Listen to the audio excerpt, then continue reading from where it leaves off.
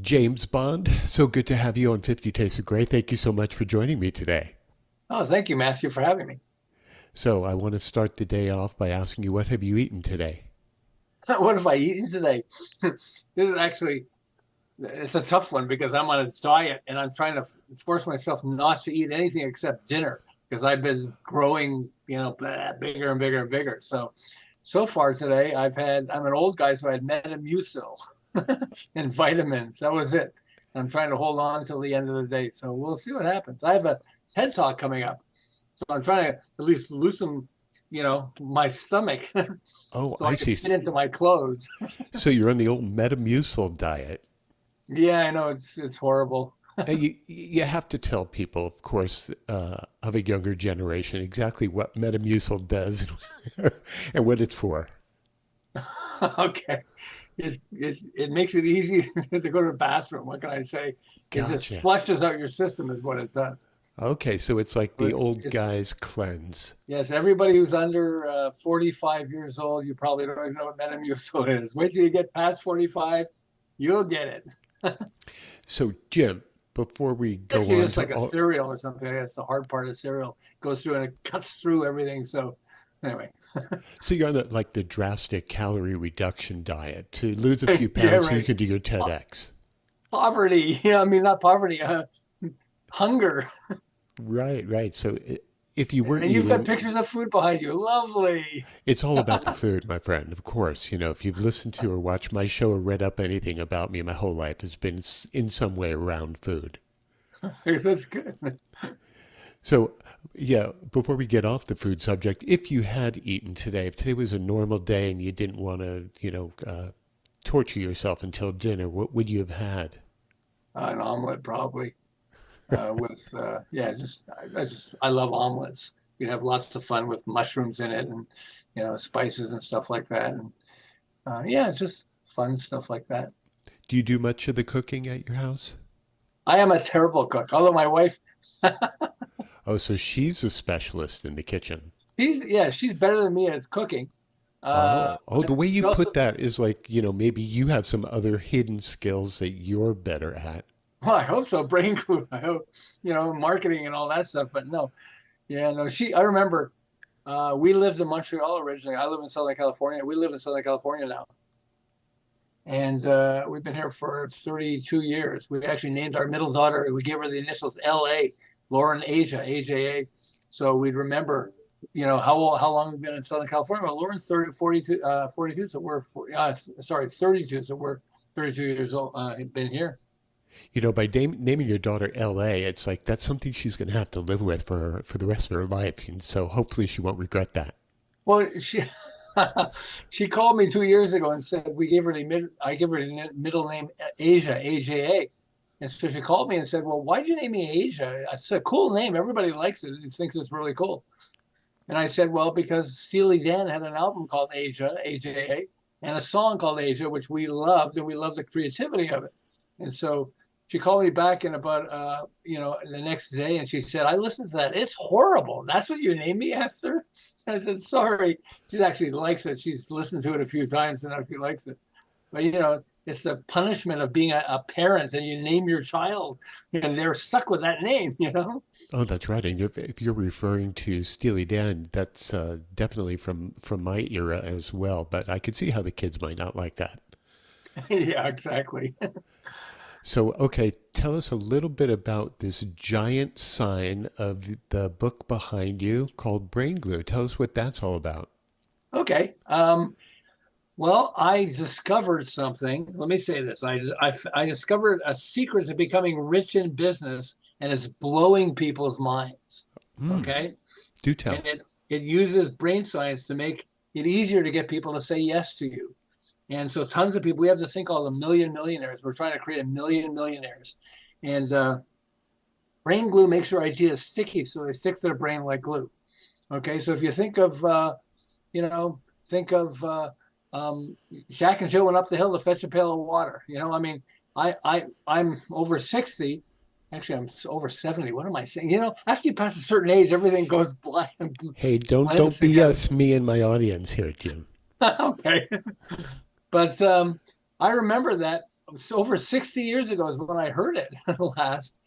Jack and Jill went up the hill, but on my deathbed, you could say Jack and Jill went, and I would finish the phrase because it sticks to the brain. And I discovered there are certain things that stick to the brain like glue, which is why I came up with the term brain glue. I didn't invent brain glue because when people learn about brain glue, they realize, oh, wow, I didn't realize they're doing this, they're doing that. And it all fits together. But I came up with the name brain glue. And people say, yeah, that makes a lot of sense. I get why, because it sticks to the brain like glue. It's really powerful. So you think So of like some of the products or, there are things that we've had going through our lives that we remember, plop, plop, fizz, fizz. Oh, what a relief it is. Alka-Seltzer. I mean, this is your brain on drug. Any questions? There's just so many things that we heard.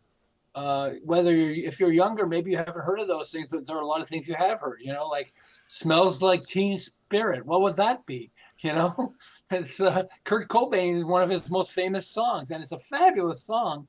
And it's the name of I think it's the name of the album too, but at least it's the name of the song. But why would it be called Smells Like Teen Spirit? What does Teen Spirit smell like? Like, ugh, you know? Does it smell like a locker room? So But everybody remembers a lot of those things, but a lot of those examples you cited have to do with repetition, and that's why things stay in our mind. So is brain glue related to repetition and repetitive kind of input, so someone can remember better? no, it's interestingly, repetition works. There's no question about it. But most people, particularly in business, don't have the money to spend for a ton of advertising, so it's going to repeat over and over and over and over again. You know, McDonald's, we do it all for you. Whatever the ads are for McDonald's right now or Coca-Cola, I mean, they've got $100 million and more to spend on marketing, so they can repeat the message over and over again. But most of us don't have that luxury, and so I discovered that there are brain patterns that you can hook onto that suddenly make your product memorable for starters, product or idea.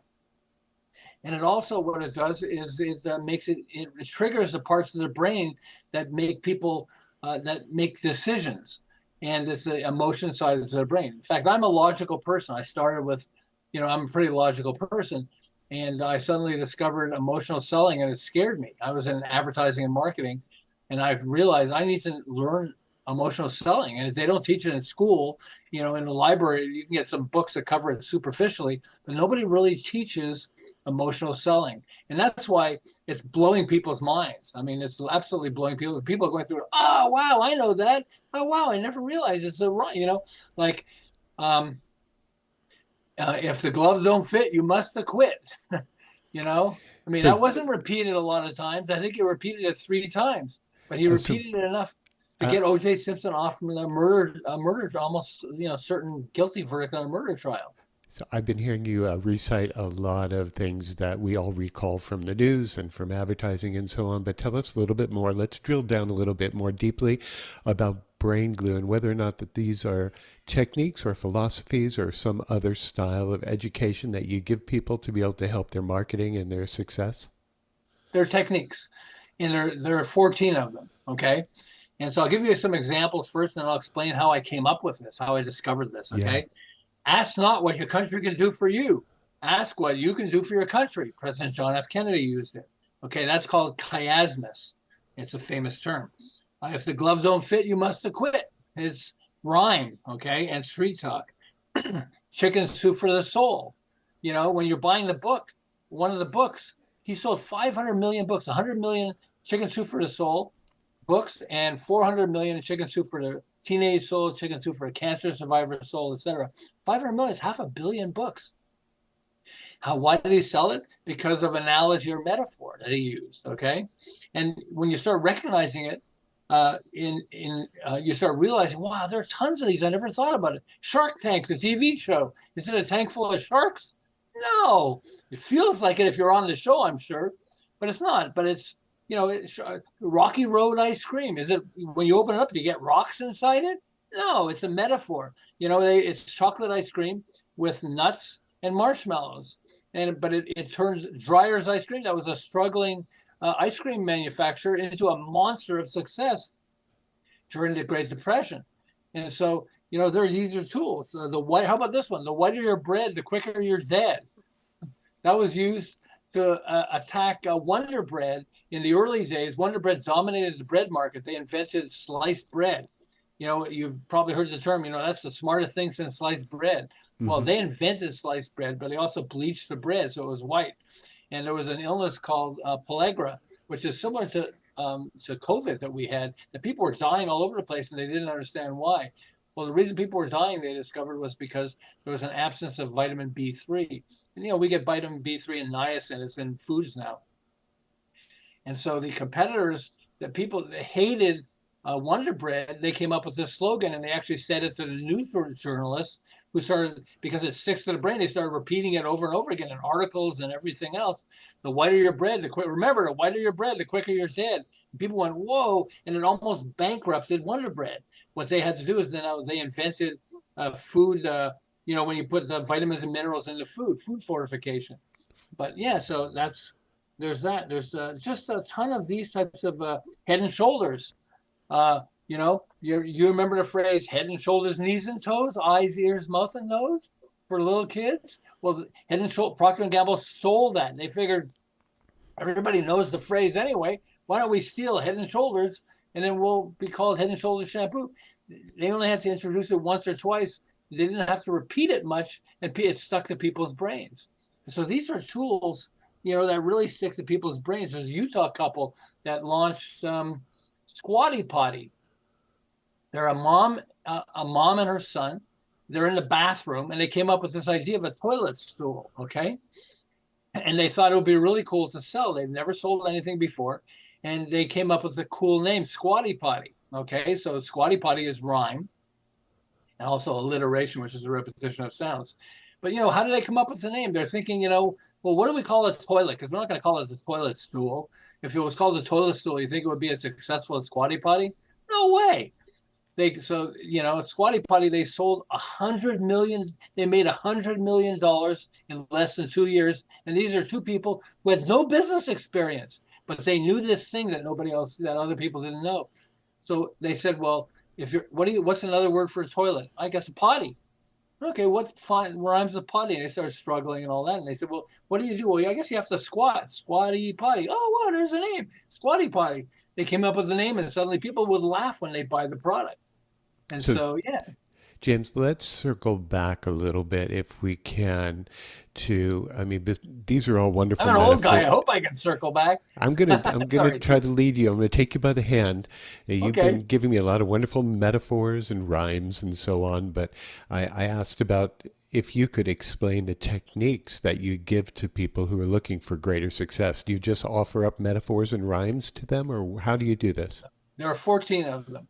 And each one of them is so people, when they go through the book, they sort of get the understanding of, with each one of these, how profound they are, but also how resonant they are with the brain.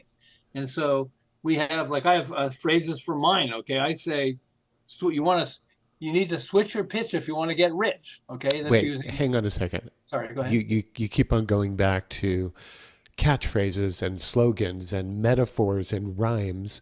I'm asking you about trying to explain to myself and my audience what you do for clients. What do you do? Do you come up and say, we have to sit down, we have to become emotional and create a rhyme for your business? Or exactly what do you do with brain glue? How do you create that for clients and businesses who want to attain success? Well, I use one of the tools of brain glue. It could be multiple tools from brain glue. So I'll take you through some of the tools if you want to hear what some of the tools are. I want to hear what some of the techniques that you're teaching are, because all you've been giving me up till now are just kind of, clever, rhymey, interesting, and fun things that we've all heard a million times. But if someone comes to you fresh and says, I'm a baker and I'm not having good success, can you help me? Because you run a marketing company, right? Mhm. Okay. So what would be the first step in helping a baker attain more success through your marketing expertise? Well, let me give you two examples, okay? The first example is a mom asked me, can I, because you can apply this, it doesn't have to just be for business, okay? A mom who asked me to help her with her son, okay? And then the second example is somebody who was famous, but famous Amos actually, and how he struggled trying to get people in Shark Tank excited about him because. So I'll tell you both of these because, and I think it'll explain how brain glue works. So mom said to me, she's got two kids, two young kids, and then a 14-year-old son. And her 14-year-old son asked the question, Mom, why do we have to follow so many rules in life? And so she said, you're an expert in brain glue. I go like, okay, I don't know what they're going to ask me. She says, help me with my son. How do I answer the question, why do we have to follow so many rules in life? So the first thing I went through was rhyme. Rules. What rhymes with rules? Fools. So I would say to her, I would say, only fools don't follow rules. So that's part of it. Okay. But I want to be even more powerful. So why don't I use a metaphor or an analogy? So I brainstormed with her and we came up with one. I sat down with her and her son and I said, so you were asking your mom, why do we have to follow so many rules in life? Right. And he said, yeah. So I said, well, if you're thirsty, you could drink out of the toilet, but why would you ever want to? Remember, only fools don't follow rules. And he looked at me and he went, oh, that makes sense. Does it really make sense, or did I just trigger things in the brain that made it sound like it makes sense? So there are two political comments that use the same idea that something that doesn't make sense and yet it resonates with the brain. Okay. The first one is you can't hug a child with nuclear arms.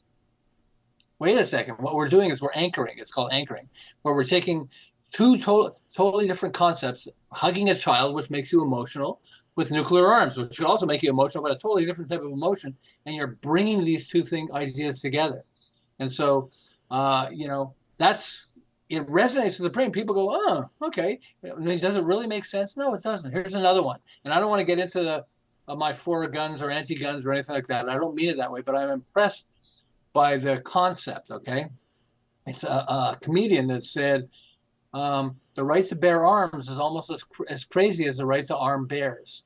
Mm-hmm. That uses chiasmus. Okay. It's a flip. And when you hear that, you go, oh, okay. I mean, it affects you, even though does it really make sense? There's not really logic to it. And yet it resonates with the brain. And so, with this boy, I was able to use these techniques in a way that he went like, oh, that works. So let me give you another example, okay, with Wally Amos. So Wally Amos created famous Amos cookies, did really well. He sold it for like $1 million, and then they sold it again for like 20 or $40 million, a massive amount. He burned through most of his money, and that was it. But the sad news was he was on Shark Tank trying to raise money from them, get them to invest, and they wouldn't invest. They loved him. Everybody loves. Who doesn't love Wally Amos? But the problem was he had cookies that didn't relate to him. And he said, I'm not allowed to use my face. So here's what I would do for Wally Amos. I'm trying to locate him. If anybody knows how to connect with him, you're in Hawaii. He lives in Hawaii. Yeah, he's on this island. I know Wally, but go ahead. Okay, well, let me tell you the product that would be a blockbuster for him, okay? And he has cookies and he has other things. Now he's getting help because they're using him as a spokesperson. But let's take him unable to be a spokesperson. So you can't use Amos because he's famous, Amos, okay? Right. Well, he sold his likeness and he sold his name, so that's what he had. That was his intellectual property that was bought from him. So that's exactly. why And it was gone. He couldn't use it anymore. So, but Wally he owns. So I would come up with a name Wally Balls, and I would make cookies in the shape of balls, and I would have his picture, but the back of his head or a silhouette, and say, I can't show my face. Okay. And when you go in the back, you would say, hi, my name is Wally Amos. I created a famous cookie, but I can't, because of that, I'm not allowed to use, my face on this. So this is, he says no Nami now. It's one of the brands that he has. But I mean, that would have, Wally Balls would become massively successful. First, because it's a new product. So we get him to invent a new product, round cookies, but also Wally Balls resonates with the brain. You'd remember it. I said it now. I'm sure in 2 weeks from now, somebody said, what's another product that Wally Amos could have? Oh, you'd say Wally Balls because it sticks to the brain just because it's alliteration and how it works. And so that's basically what we do with, I'll give you another example, okay? This is a construction company I work with when I first discovered the power of brain glue. As I was, going through the process. And there are three guys who, after 10 years, had $2 million of sales. Not bad, 2 million in sales. In 1 year, I took them to 10 million because of this change that I'm going to talk about. And then they went to 32 million 2 years later. Okay, so they went from 2 million to 32 million, all because of this change. And what I did was I said, I pulled out a whiteboard and I said, let's make a shopping list of all the different types of clients you go after. We got a lot. It took about an hour. And we got, I get one client this, we did we built a back door, whatever it is, a shed in the backyard. We built some homes, whatever else. Okay. And I said, we're going to play a game now. You have to pick one, just one that you're going to focus on. And you're going to say no to everybody else. So I said, we don't want to, they said, we don't want to say no to everybody. I said, I know, but it's a game. Let's go through this. Okay. So it took them a while, but they finally said, for two different insurance companies, we've done a couple of what we call fire restoration for insurance companies. I didn't know what it was. I'm not a construction guy, but they explained it. They have an insurance company whose client's house catches fire. So the first thing you have to do is go there and check if the frame is damaged. If the frame is damaged, you got to tear down the whole house. If it's not, then you can put it up, and then you just got to make sure it's not going to burn down again. So I said, okay, so let's focus on fire restoration for insurance companies. So now we need a way for you to describe it so that it resonates with them. So they think of fire. Why don't we pick the word fire, because that's going to be in their brain, fire. Why don't we call you guys the fire extinguisher? You're not going to put out a fire, but you're the fire extinguisher for insurance companies. And we'll get the website FireX.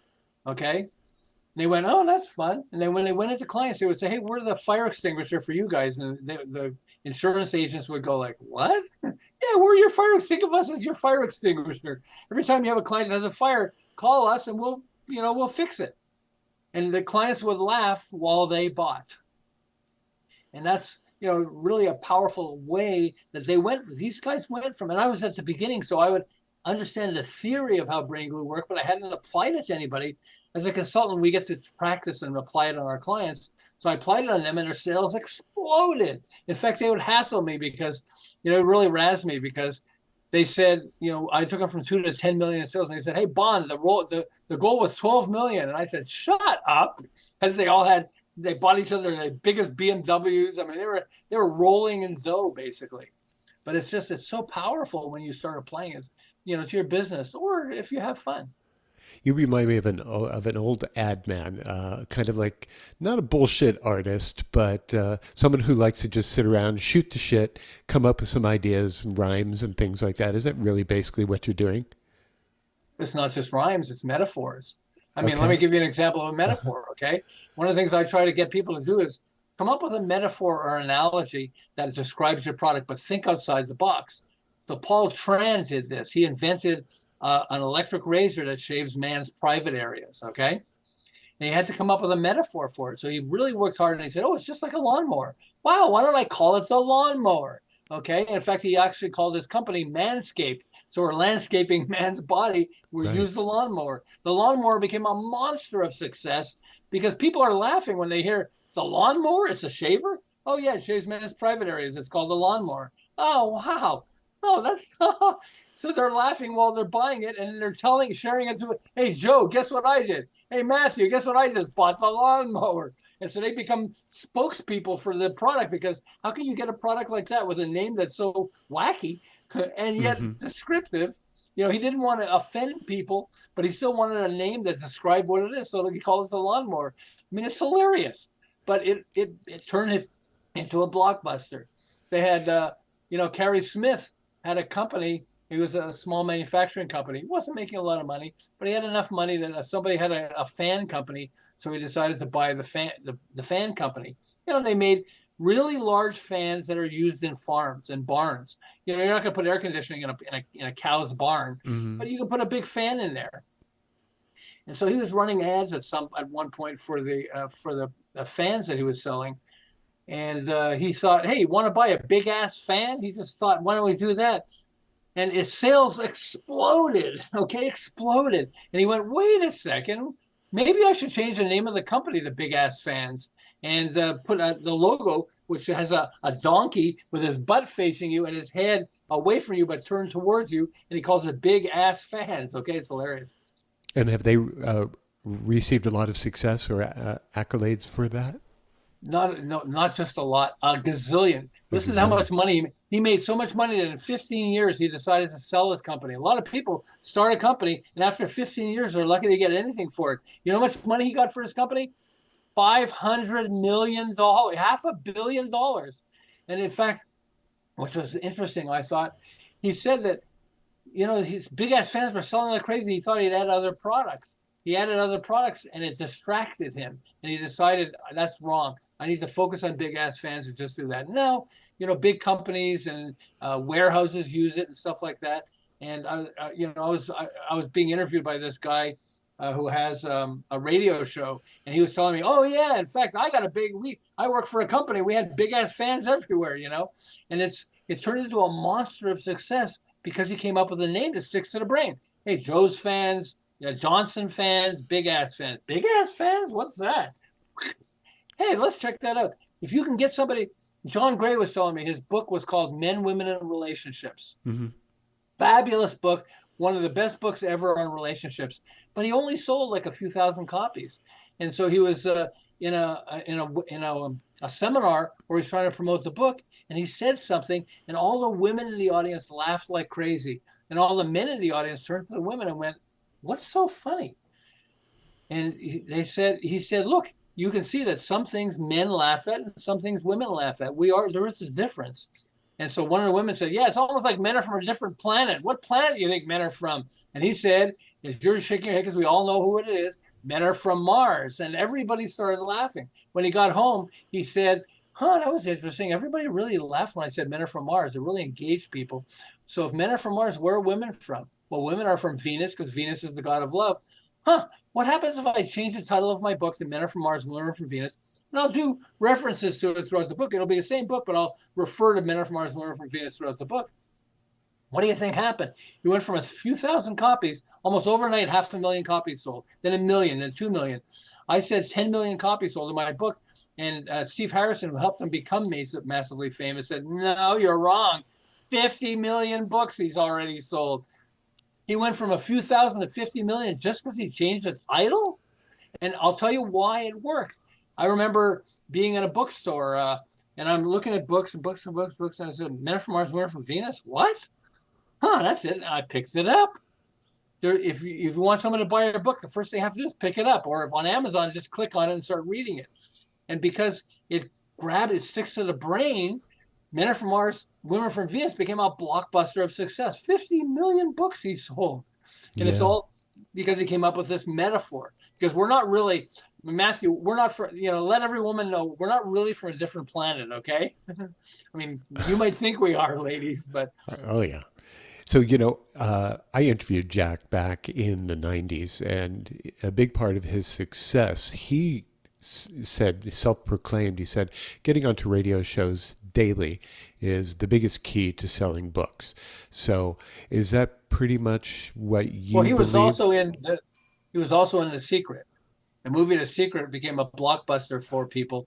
It made a lot of people very, very famous. Right. But the bottom line is, I mean, Jack was telling me, he was telling me that when he wrote Chicken Soup, he was struggling because there was 101 motivational stories, really moving motivational stories. And he didn't want to call it 101 motivational stories because you've heard that before, and it doesn't. So he woke up one day and he was thinking, wait a second, Chicken Soup makes people feel good. My book makes people feel good. Why don't I call it Chicken Soup for the Spirit? And he went for it for a while, Chicken Soup for the Spirit, but it didn't resonate with him. And then he realized one day, well, SOUP, soul resonates. It's alliteration, okay, using one of the brain glue tools. And Chicken Soup for the Soul really resonates.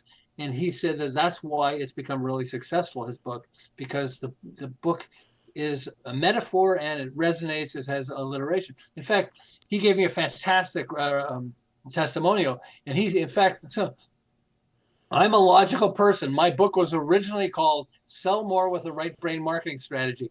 Jack Canfield was just looking at it and he said, he got mad at me. He said, I couldn't put the damn thing down. I said, I'm sorry. Can I get that as a testimonial? He said, no, let me tell you about this. He said, first of all, you've tortured us, okay? You're making us all do right brain selling. And your book has this left brain title. You know, the whole book is about brain glue, which is right brain, emotional. How come you need to? I'll give you a testimonial, but you got to change the name of the book to brain glue. You know, Jack Canfield tells you something. Yes, sir. Okay, thank you, sir. Can I use that as a testimonial? And he said it's mind blowing. In fact, he's forced everybody in his company to read the book and to use it. And the reason is, he said, you know, I wish I had this book years ago, because Chicken Soup for the Soul isn't the only book I've published. I published like 47 other books. And there are many of the books that I think would have done even better. I mean, they did well because I'm Jack Canfield, so people are buying my books, but they would have done even better by using the tools in this book. I Hmm. said, I didn't even realize I was using brain glue when I came up with, you know, Chicken Soup for the Soul, but it's profound. I mean, it's, you know, I had that and I came up with it because I was, you know, I was motivated and I got creative. And for the other ones, you know, I'm a very logical person. He said, like you are. You know, I want to touch people emotionally, but I didn't realize that there are tools that help you do it. And I've actually used one, and I forgot to use it for anything else. Hmm. That's why it, you know, became exciting. And I got great testimonials from Jack at the same time. I changed it, Jack. I changed it. It's called Brain Glue now. So, James, tell us a little bit about the book. How long has it been on the market? Is it self-published or is it published by a publishing house? Self-published, and Okay. yeah, it's in soft cover. Oh, we've got an awesome audiobook version of it, which is really great. If people go to braingluebook.com, you don't have to search Amazon. Go to braingluebook.com. It'll take you right to the Amazon page. And then you can just cheat. You can read through the free stuff that it lets you have, and listen to some of that. But yeah, it's just, So yeah, it's I just, think I have a legitimate question regarding, your skills and abilities and what you speak about regarding brain glue and the techniques and the tips that you offer. How come you didn't go into a big publisher knowing that they would be able to move the book by the millions and be able to put that much more money into your pocket without you spending all this time and effort trying to pitch it on small shows? there's a whole world of self-publishing that's become massively successful. There are huge books. What color is your parachute or whatever it is self-published.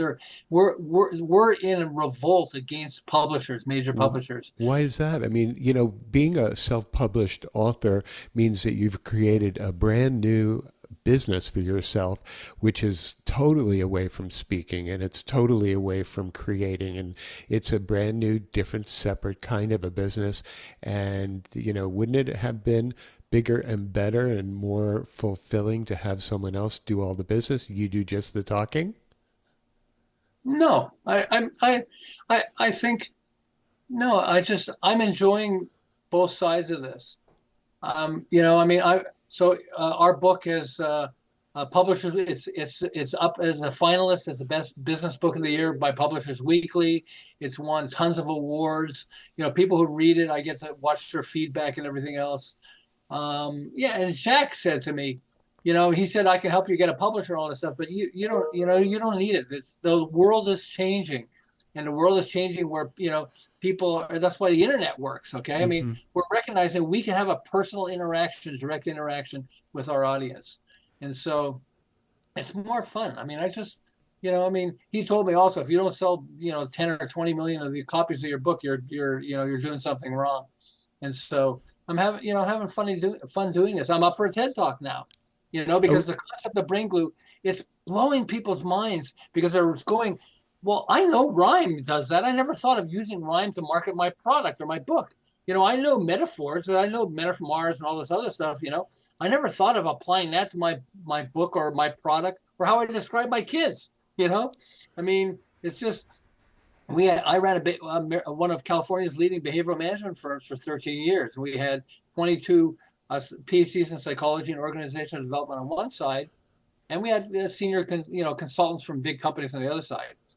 And we would describe what we do. One of the processes we have, and people get glassy eyed. They would look at it and go, oh, because we're giving them all this technical psychological this and Hebb's law and all this stuff, and they would go, oh, okay, And I realized we need to come up with a metaphor. And I said, think of it this way, okay?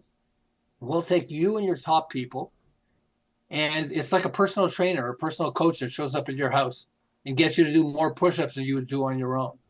We show up with psychologists and we get your people to tackle stuff out of their comfort zone a little bigger than they would ever tackle on their own. And people go, oh, that makes sense. Like a personal trainer or a personal coach. Oh, okay. And when I talk to the senior people in the company and say, did your boss talk about this? They say, yeah, you're like a personal trainer, a personal coach for us. It's stuck to the brain, and it made it easy for them to understand. Now, let me give you this great, I think this is amazing line. Okay, Americans discard. This is why it works with persuasion. Americans discard 2.5 million plastic bottles every hour. Sounds like a lot, doesn't it? But It there's no does. perspective. It's just throwing a number at you. What if I tell you that's enough to reach the moon every 3 weeks? Whoa. I mean, this is so powerful that if you have something important you want to tell, Malcolm X used it. Malcolm X said, you know, we didn't land on Plymouth Rock, the rock landed on us. Okay, those of you who don't know, Malcolm X was a black civil rights activist. Amazing, okay?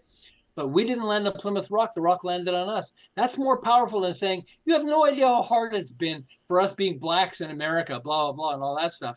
Instead, it resonates. Wow, we didn't land on Plymouth Rock, the rock landed on us. He also had another line. He said, when you stand for nothing, you'll fall for anything. Again, these are chiasmus, by the way, the chiasmus tool, the flip.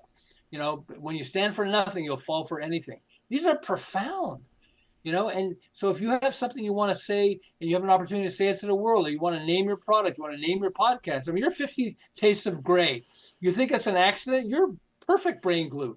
50 Tastes of Gray. First, it goes to your name, but it also goes, it's already stuck to everybody's brain because they've heard 50 Shades of Gray over and over and over again. And so 50 Tastes of Gray sticks.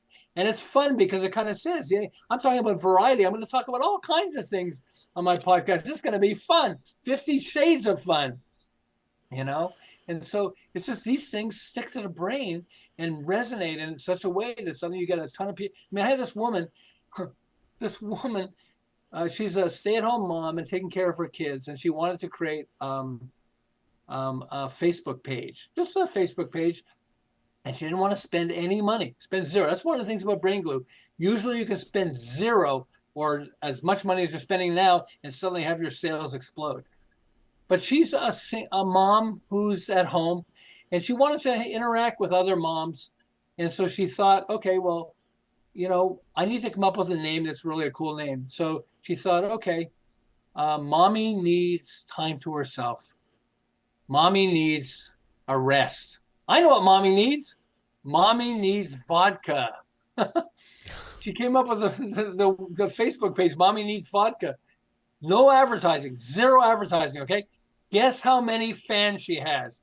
5 million. 5 million. I remember I was looking through and I saw, one of her posts, that's pretty funny. It's from Mommy Needs Vodka? What's that? And I clicked on that, came to her page. She had other really cool posts. I went, oh, this is, I gotta be her fan, clicked on fan or whatever you do. All because she had the name that resonated. It stood out from the crowd. I mean, When is your TED Talk scheduled for? August, the beginning of August. And will it be an electronic TED Talk like this on a camera, or will you be in person somewhere? It's in person and it's recorded. So what happens is I don't know how long it takes because TED has to go through it and make sure you're okay and that you're not advertising your product or stuff like that. But yeah, it's in the beginning of August. And Really so it's a fairly long form delivery. Do you know how long your set will be? So here's an interesting thing I found. It's under 12 minutes. Under 12 It minutes. used to be 18 minutes, okay? But the TED Talks discovered that most people are impatient these days, so you got to keep it between 8 and 12 minutes, basically. Short attention span theater. That's right, exactly. That's what TikTok. Hey, it's a minute and a half. Whoa, that's it. Oh yeah, no, TikTok is the penultimate. You can't get any quicker than that, really. That's right. So, are you ready for that? Is that going to be a big experience for you? I'm terrified if that's what you're asking. I'm terrified thinking about it as well. That's Yeah, got to it's be scary. a big thing. Being on I mean, I'm okay being on a stage. I do stuff for the Small Business Administration. We all have sometimes 200 to 300 people, and that's fun. Yeah. But just, it's scary. I want to share.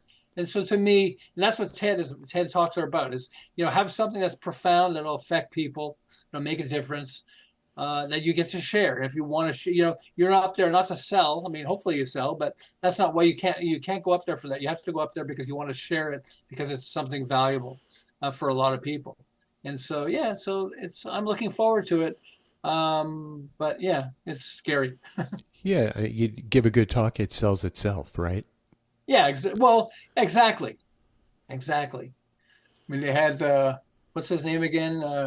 Simon Sinek, who did Why, the Hmm. WHY, and it's like a gazillion people have watched his video. It's one of the top videos on TED, and it's really powerful. Or I forget what his name is, but the professor, teacher, who talked about how school kills kids' creativity, Was that and it's Malcolm really Gladwell? no, but Malcolm Gladwell's been there too. But it's Hmm. just those are profound. You get an opportunity to reach millions of people with a message that hopefully resonates with them. And so, yeah, it's just we'll see what happens, but it's going to be exciting. Well, that is great. Good for you. I'm really happy to hear Thank you. that. How do people get a hold of you, or if they want to read an excerpt of the book and get some more information, how would they do that? Oh, sure. The easiest way is go to braingluebook.com. That'll take you right to Amazon, and you could you could just check it out. And just you get free chapters. You can read through free chapters. You can see all the different tools that Bringle uses and the table of contents that has that. And yeah, and audiobook. There's the audiobook. So you can listen to a chapter of it deep into the book. It's a really crazy, crazy concept, but it's when you read, as you start listening to it, most people start laughing as they go like, I can't believe they did that. So, it'll be fun. Did you narrate your own audiobook? No, I got a narrator. This guy, he's fantastic. His name is Hmm. Johnny Unitas, which I don't think is his real name, but that's a whole other story. Because Johnny Unitas was a famous, but he's hilarious. And so he's a really good narrator. I don't want people to get sick of my voice, but no, it's one of the things they say with audiobooks is the best audiobooks are narrated by actors, not narrators. Right. Because That makes sense. yeah, because a narrator goes, and then he went into here, but an actor goes, and then, oh, you wouldn't believe what he did. He went into here, you know, and so, and people say it's lots of fun to listen to Were because you of that. part of the experience when that was being recorded? Were you watching or directing or just being a part of it? I gave him chapters, and he did one chapter at a time. I see. Oh, that's very interesting. Yeah, it was fun. It was fun. In fact, it was hard because I got the narrator, my wife, well, I got the narrator, and then he didn't return my calls, and I couldn't understand why. My wife tracked him down with his website and everything else, and then we called him, and finally he said somebody had passed away in his family and all that, and so he apologized. I understand that, but it was just like I was terrified. We had this guy, he was hilarious, and then we couldn't get him, so we finally tracked him down, and he did. This is a fabulous job. I mean, he's just yeah, he said, I love doing this. It is hilarious going through your book because there's lots of jokes. It's, there are tons of jokes in this book, I mean, because the humor uses brain glue all the time. How I'd long? rather have a bottle in front of me than a frontal lobotomy, Oh, very good. I remember that one. Yeah, How it's long has the great. I book been mean, on the market? since January. Okay, so we're about 6 months in. So far, so good as far as the response? Oh yeah, tons of people are buying it. And I have to say that the reviews are so breathtaking. They're just so wonderful, and I love looking at the reviews. We're about to pass 100 reviews, which is really good, which is Fantastic. considered good. But yeah, and it will be more. It will be almost 200 reviews because it used to be called "Sell More of the Right Brain Marketing Strategy," but Jack Canfield forced me to change it, and I had to leave the reviews there and change it because Amazon won't let you change the title, and Right, right. understandably, but yeah, Oh, but yeah. it's just such a delight, and it's a delight to be on shows like your show here, Matthew. It's just it's fun. Well, I'm glad you came aboard today. In no way did I mean to bust your balls about any of this. I just wanted to kind of drill down deep and find out who you are and what the book's all about. Well, thank you. It was And fun. I thought you did attack a little bit, like whoa, you're yeah, being yeah, tough yeah. for your audience, I guess, which is really important, and so that's really good. So like Yeah, your audience is more important than me. Of course they are. I have to This better channel be everyone's useful. thoughts here. It's just not you and me. It's all these people who may be looking in on us. So they want to ask questions, and so I have to ask the questions that people are going to be thinking when they're looking at you. That's it. Well, that's good. That's good. And Yeah. remember, I mean, so I want to say I found the secret to becoming rich in business is blowing people's minds. And so we're trying to do a million millionaires, and we want to help more people become massively successful in ways they never thought possible. And it's easier. And so Brain Glue book, hopefully that will, just cheat. Go to Amazon and just look at some of the chapters that it has there. And I think it will just make it, really interesting. You'll also learn why my 4-year-old daughter didn't want to have sex with the boy next door. I You told didn't on say page 2, I said, people 4-year-old. go like, what? But when they read it, they go, whoa, it's profound. Well, that's great. Profound for me, and I share it with audiences. And Yeah. as I give feedback in the book, how many Well, people just freaked out. She did what? that's right. Thank you so much for joining us on 50 Tastes of Grey, James Bond. I really appreciate you being here. Thank you very much, Matthew. Take care. Take care. Bye-bye. Thank you. That was fun. I really appreciate you coming aboard. Oh, thank you very much. Yeah. You were tough, but it was good. Yeah, throwing softball questions to people is really not what people want to hear or watch. They want to see some confrontation, but they want it to be in good spirit. And I'm here to get the information. I've been doing this a long time, and I'm an author myself, and I've been doing interviews for a million years, and so I really wanted to find out who you are. Well, and you're more like TED Talks, Hmm. in that you want to make it that they're not just promoting themselves, but they're actually offering something that's valuable and Right. legitimate. And Right. that's what the key is. And I think you did a fabulous job with that. So thank you. But yeah, I mean, I think I imagine myself being an audience member listening to it as you were catching me with stuff. And Hmm. I recognize that, yeah, he's representing us, which is really good. And so Right. I thought that was great. Good. Good. Well, best of success, my friend. Fantastic. Thanks so much. Okay. Thank All you, right. Matthew. Take care. You too. Bye-bye. Bye-bye.